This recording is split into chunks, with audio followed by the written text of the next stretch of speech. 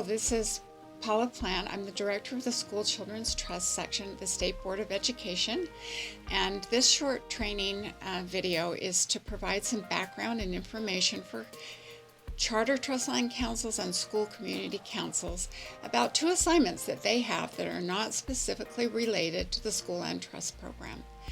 The first one is the digital citizenship requirement, which councils have had for a couple of years, and you've prepared plans around those. The second one is a school safety assignment, which is brand new this year, assignment coming from the legislature. There are resources on our website. You can see that link at the bottom of the screen that will provide some support materials and some help for you as you try to fill these responsibilities. So the first one is digital citizenship, and for the purposes of these two requirements, we've kind of combined them so that when you receive the report from the administration, that report would be about what the district and the school is doing related to digital citizenship, how to keep kids safe in their internet interaction, and also about school safety generally. So the district provides a report, and then the council has the opportunity to discuss and provide any feedback to the district, the administration, about things that they feel are important, maybe gaps that they see in either one of those plans.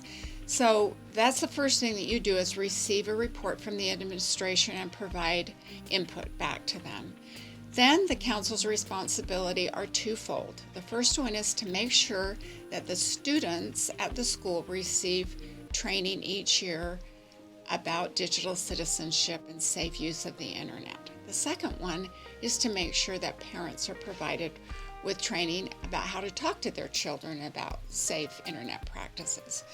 It's not necessarily the responsibility of councils to provide the training, it's their responsibility to make sure that it happens. Councils can also be involved in proactive digital interaction projects if they choose to. So the second assignment, which is brand new, is the school safety responsibility. And again, this report from the district and the school administration will provide information to the council so they can make good decisions about safety practices at the school.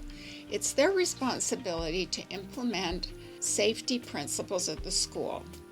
And we have some resources on our website to support councils. It's important for councils to be doing something that supports what's already in place. It may fill a gap that parents feel needs to be filled.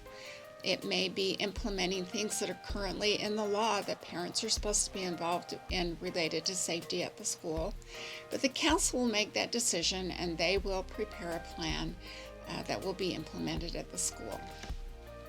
There has been some concern about these new assignments, and we were asked to put together a bit of a timeline about how you might accomplish that. It seems that November is probably a good month for councils to begin having the discussion and putting together a plan, and then you have the remaining of the school year to actually implement it. In May, everything ought to be wrapped up before the end of the school year.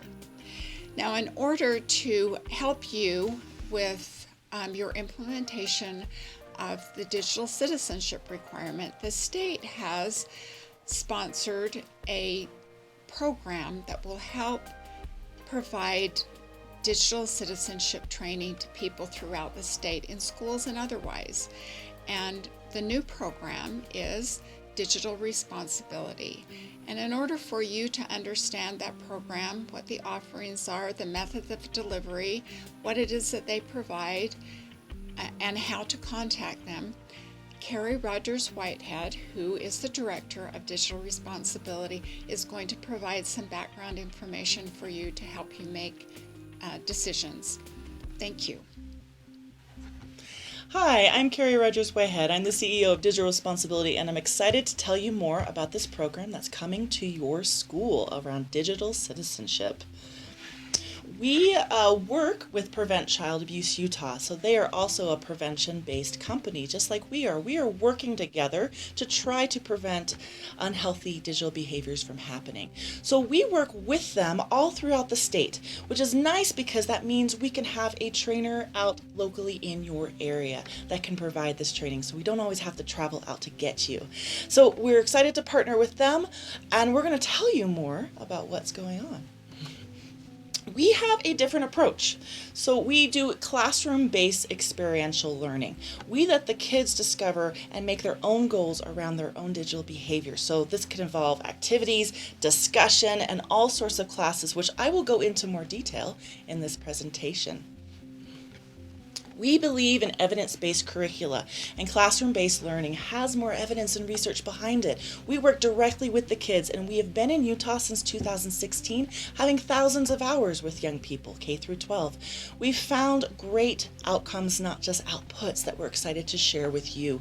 We've published, we've researched on this topic, we train teachers on this topic, and we love working with kids the best. We collect data from students, and we have found some great successes. We found that there's more interest in not only digital citizenship, but STEM. We track knowledge, attitudes, and behaviors around digital behaviors and help them make the best choices for themselves. We have a holistic approach to online safety. I don't believe in just no. We don't lecture. We let the kids make those decisions through a lot of intense activities. So I'm going to go through a few of them now. So one of my favorites is media literacy. I'm a former librarian. So when we go to media literacy and we talk to teenagers about it, we do an activity where we all talk about the biases and bubbles that we have, the media that we consume.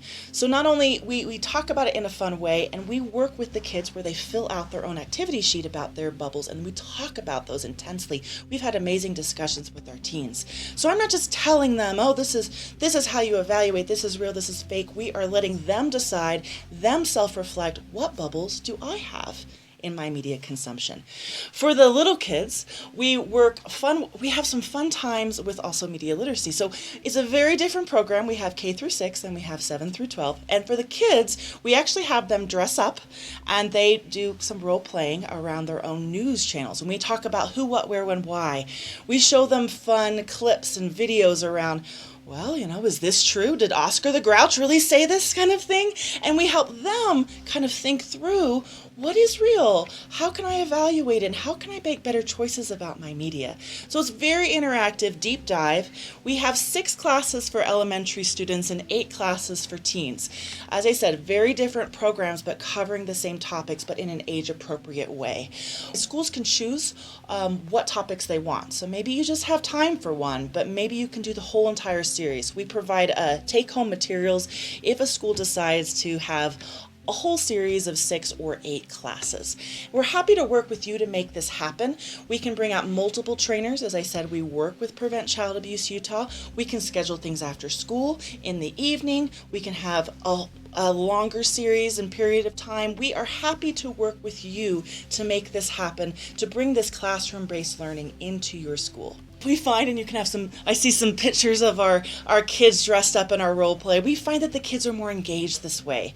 They're active participants in their own learning. And with both classes, we have them set those goals, that they choose what they're going to be and who they're going to be online.